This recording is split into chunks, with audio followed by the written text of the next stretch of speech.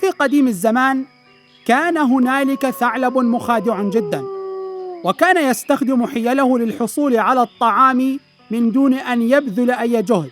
وعند سماع بكاء الثعلب خرجت سرطانات البحر من حفرها بجانب الثعلب.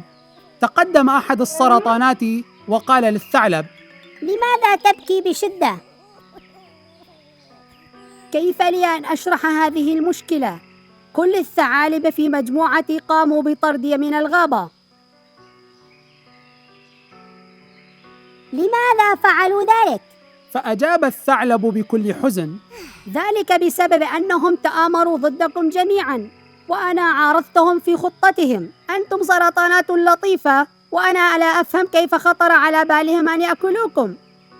فقالت السرطانات بحزن: يا للأسف، أين سوف نذهب الآن؟ وهكذا سألت السرطانات الثعلب. لا أعلم، ولكن يجب أن أفكر في الأمر. وبعد سماع ذلك بدأت جميع السرطانات بالتفكير، وكان عليهم أن يقرروا. يواجه الثعلب هذه المشكلة لأنه حاول أن ينقذنا، لذلك علينا أن نساعده. ثم أتوا إلى الثعلب وقالوا له: ابتداء من اليوم عليك حمايتنا. وافق الثعلب على ذلك وشكرهم جميعا. ومنذ ذلك الحين دأب الثعلب على ترفيه السرطانات بسرد القصص والعديد من الأشياء طوال اليوم.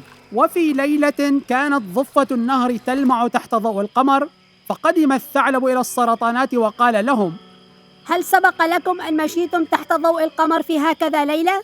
يا إلهي، هذا الجو جميل. يمكن أن نمشي سوية، فالجو جميل هنا.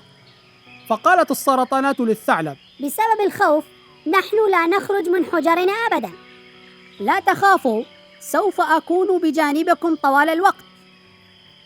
لماذا الخوف وأنا معكم؟ لا يجب عليكم أن تخافوا. خرجت سرطانات البحر تتمشى مع الثعلب في تلك الليلة، وبعد أن قطعوا مسافة قصيرة بدأ الثعلب يصدر أصواتا غريبة. وبينما كانت تفكر السرطانات بأمر الأصوات الغريبة التي يصدرها الثعلب، قفزت مجموعة من الثعالب على سرطانات البحر في الحال. تفرقت السرطانات هنا وهناك بسبب الخوف، ولكن الثعالب أمسكت بمعظم السرطانات وأكلتها. وصلت القليل من السرطانات التي نجت إلى جحورها بصعوبة. شعرت السرطانات بالحزن بعد أن أدركوا أن الثعلب المخادع خدعهم. علينا أن ندرك بأن الصداقة مع الناس الأشرار هي أمر خطير. Hi kids! Hope you liked the video. Subscribe for more videos. Visit us in Facebook and Twitter. Thank you. Bye bye.